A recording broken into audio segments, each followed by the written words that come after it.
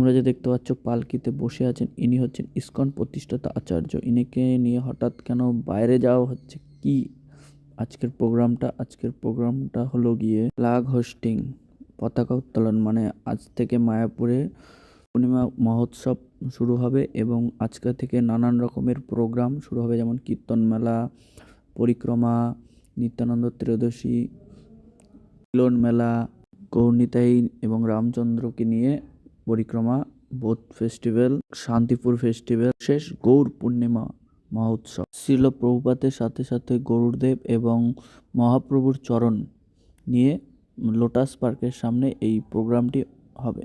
আমি এখানে যেই প্রোগ্রামগুলো তোমাদের বললাম, যেমন বোট ফেস্টিভ্যাল হচ্ছে রাধা মাধবকে পালকিতে করে নিয়ে যাওয়া হবে, নিয়ে গিয়ে সমাধির সামনে একটা পুকুর আছে, সেখানে নৌকায় করে রাধা মাধবকে ঘোরানো হবে। শান্তিপুর ফেস্টিভ্যাল হচ্ছে মায়াপুর ভক্তরা এবং আশেপাশের সব ভক্তরা গিয়ে ওইখানে মহা উৎসব পালন করা হয়, খিচুড়ি বিতরণ হয় এবং প্রোগ্রাম হয়, সব কিছু অনুষ্ঠিত হয়। আর হচ্ছে পরিক্রমাটা হচ্ছে তোমার রাম, লক্ষ্মণ, সীতা এবং গৌরনিতাইকে নিয়ে মায়াপুর টোটাল ক্যাম্পাসটাকে পরিক্রমা করা হয় এবং রথ বের হয়। এই প্রোগ্রামটি মায়াপুরের সমস্ত ভক্তবৃন্দ এবং মায়াপুরের সমস্ত বৈষ্ণব এবং মহারাজগণরা মিলে গৌর পূর্ণিমা মহোৎসবের অনুষ্ঠান সূচি আরম্ভ করা। অনুষ্ঠানে সাক্ষী থাকেন স্বয়ং শিল প্রভুপাদ, গরুড়দেব এবং মহাপ্রভুর চরণ পাদুকা।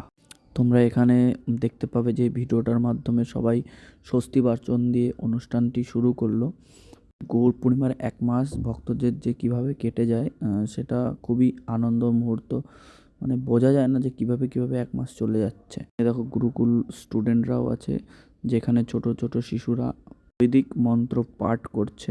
তোমরা এখানে দেখতে পাবে লোটাস পার্ক। এটা হচ্ছে প্রভুপাদ যখন প্রথম মায়াপুরে আসে, তারপরে প্রভুপাদের নিজের হাতে বানানো লোটাস বিল্ডিং এবং তার সামনে এই পার্কটি, এখানেই এই অনুষ্ঠানটি হয়।